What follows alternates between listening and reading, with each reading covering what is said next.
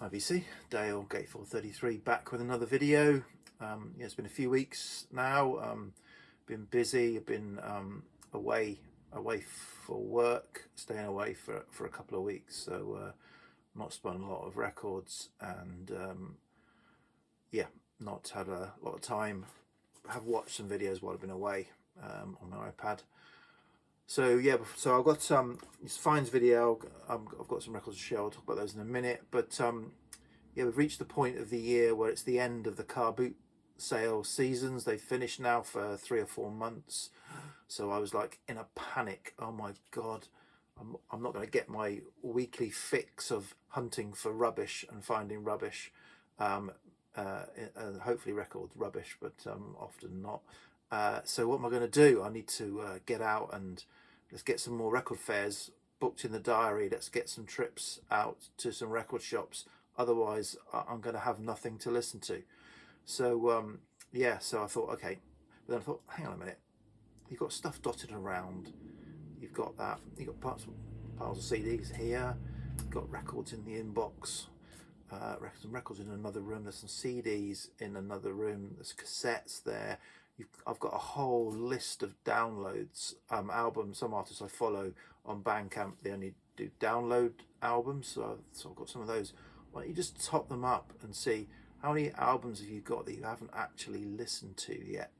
So I did that, and yeah, it was a surprisingly big number of albums that I've got that I haven't actually listened to yet. So I'm not going to say what that number is because it's quite embarrassing, but yeah, so I'm probably okay. I don't need to rush out to too many record fairs and record shops. I probably will do, but you know, do a few. But yeah, I'm probably just about okay for albums I haven't yet listened to for the next 4 months. So we'll see how we go.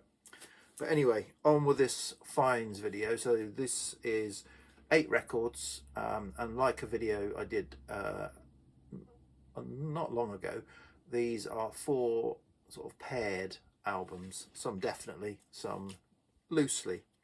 First 2 are charity shop finds from the same charity shop, Oxfam in Winchester, but a few months apart, so they weren't on the same visit. Yeah, I kind of pop into Oxfam in Winchester if I'm ever in Winchester. Often it's a miss. Very rarely is it a hit, but yeah, these 2 visits I seem to find a few things, so and reasonably priced as well. In fact, one of them very reasonably priced. Yeah, so these were both £6 each, these records, or £5.99 each, I think, to be exact. So first up is this album. It's Stay Sick by Cramps. So the Cramps, this is my first experience of the Cramps. Doesn't sound right, but this is my first Cramps record. I'm not sure it's their best. It's a decent one, you know, Cramps sort of rockabilly punk. Yeah, I've always on the lookout for records by the Cramps because I wanted to get into them or find out what they were like, but rarely see them around in the UK. So this is a UK press, I think. Yeah, manufactured in England from 1990 for £5.99. So very happy to find that in Oxfam. And then this next one I was amazed to find, to be honest.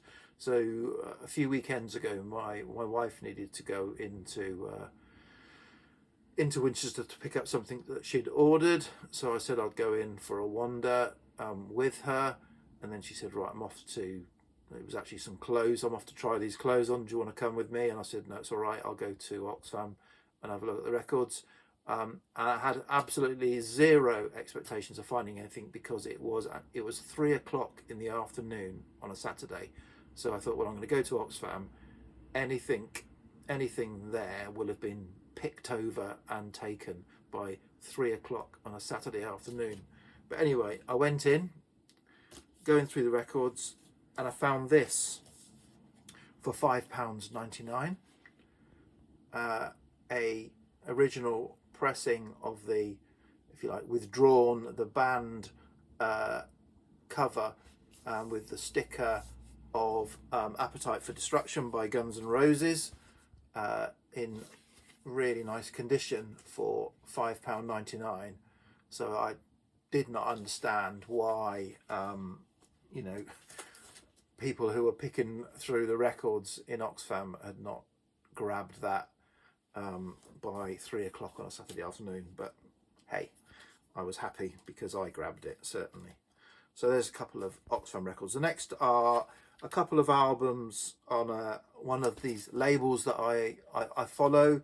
This is the Library of the Occult label. So they do imagined sort of soundtracks, horror soundtracks, normally synth-based, as I said, imagined horror. So the first one up is called the title of the album is Nachtmar, or Nightmare, I'm assuming, by Ivy Chalice. Is the and they all come with these little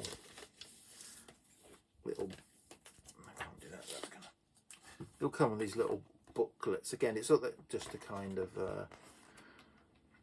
complete the sort of myth of this imagined soundtrack with the production credits and actors and all of that. All kind of imagined to add to the mystique. But yeah, and they come with a little obi. They're on, they're normally limited. This is 400. So this one is, it's synth. I mean, it says file under electronic synth library, and that pretty much is what it is. It's got some lovely sort of dark but kind of ethereal synth based tracks going on. A few get a bit darker and moodier. Obviously it's supposed to be a horror soundtrack, but some of them are also horror films have all sorts of music in it. It isn't all just tension all of the time, so you kind of go through sort of the full range of feelings on the album. Really enjoyable. And then the second one is this one called Under Magnetic Mountain by Ivan the Tolerable. So and this it says library music, psych, jazz. So yeah, this is mostly instrumental. There's the book. The book that comes with it there. I won't get this one out. Mostly instrumental. Some spoken words and singing over the top, but mostly instrumental. In fact, no spoken word. I think it probably is, and sort of wordless singing. Female kind of wordless vocal sounds. But yeah, it gets a bit kind of rocky, funky in places. Really enjoyable. Both of those I'm really enjoying. Okay, next up, a couple of jazz fusion albums. These are from several months ago. I went to Winchester Record Fair several months ago and didn't really find much. But there's a guy who comes over from I think it's from Holland. I think he comes over from Holland, and brings some boxes of records over. I think he's got a record shop out there, and I normally find something from him. And I found a couple of sealed reissues of early 70s jazz fusion by the Belgian band Placebo. So these got reissued on Music on Vinyl 2014. They made 3 albums. This was their debut, Placebo, self-titled. This was their 3rd album, Ball of Eyes, and then in between that, in 73. So the first one was 71. This is from 1974, and then in between that, they did an album in 1973 called 1973. And I bought that one in 2014 when it came out. I kind of listened to all 3 of them. I streamed them at the time, and liked the middle one the most. Contemplated buying all 3, didn't, kind of regretted it, and then found these 2 sealed for I think about £20 each. And these were I got a black vinyl of 1973, but these were the supposedly more limited coloured vinyl numbered copies, but yeah, of 1,000 or something like that. But yeah, so good to find those sealed. Enjoyable, really good. I don't think either of them are as good as 1973. I mean, if you were going to explore Placebo and to hear what they're like, I would recommend starting with 1973 album. But yeah, but all three of them are really, really good. So glad I've kind of finally picked them up 9 years later. Okay, so next, I don't know how I think I got I either saw an Instagram post or I happened to be looking for something else and stumbled across on Rough Trade's online shop. But anyway, the 2 reissues of Richard Hawley albums, and you know, it's hard to find albums by Richard Hawley on vinyl. I've probably now got nearly everything on vinyl. Maybe I'm missing a couple of his albums on vinyl, and I think they're all mainly reissues. His most recent ones, I got them on release. So yeah, so these were, I think, limited to 200, transparent, both transparent red vinyl.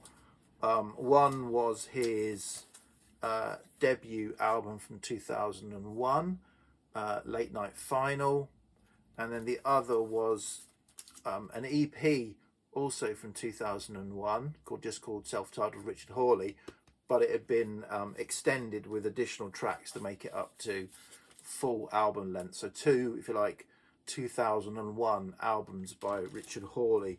Both, I mean, if you know Richard Hawley, these are typical Richard Hawley albums. I mean, you know, he could sing the phone book. For as far as I'm concerned, he's got that, just the voice. His voice is a kind of instrument, adds to the mood of the music. To me, it doesn't really honestly matter too much what he's singing, or obviously it does, but you know, as I said, he could sing the phone book, and I'll probably enjoy it. But yeah, these are great additions to the collection. Nice kind of